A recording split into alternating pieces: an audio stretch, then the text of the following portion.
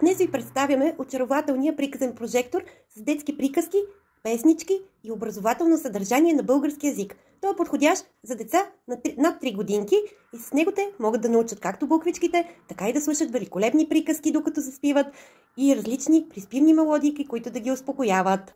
Червената шапчица. Имало едно време едно малко момиченце. Толкова хубаво, че на света нямало по-хубаво от него. Имало едно време една коза, която имала 7 малки козлета.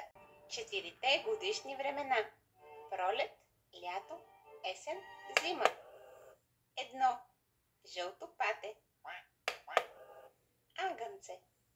Думата агне започва с буквата А. Квадрат. Пиликата хляб е с форма на квадрат.